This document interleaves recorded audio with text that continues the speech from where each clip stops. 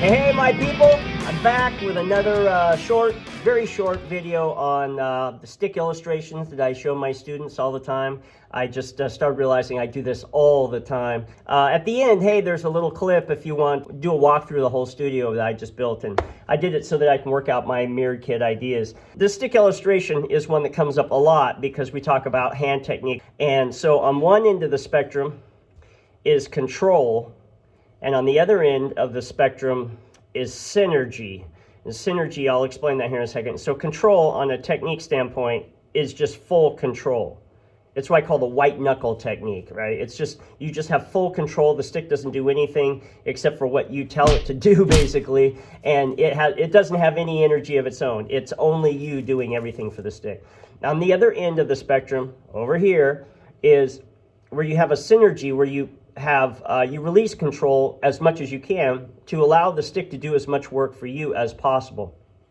So I like to talk in terms of philosophy, and over here the philosophy comes down to a question of what can I make a stick do, and you just grab it and you go, can I hit it once? Can I hit it twice? Can I hit it 3 times? You know. And then over here is a different question you're asking, which is what can a stick do for me? Completely different question. So there's so much in here. I'm just going to try to get as short as possible. It's very hard for me.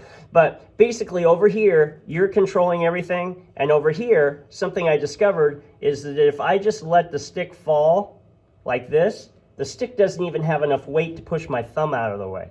That's zero. That's zero energy that I'm putting in because it literally is nothing. And then the more I pull it in, the more energy that I am using, the more control I'm exerting on the stick.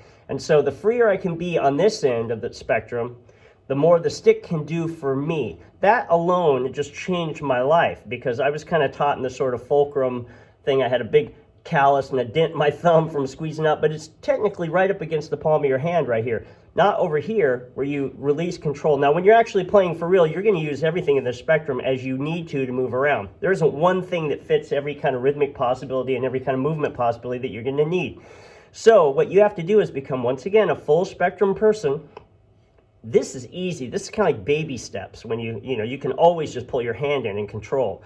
So the part that's hard to learn is to release control to the stick. And that's just a profound thing. I use a drumstick to explain it. If you want to deep dive into any of those things, look at my series, London's Great Start, drumset.com. And I walk through all the things about playing open-handed, reading in 2-line, accessing fills left to right across the kit. That's every kind of movement problem that you ever have. It's all in the series.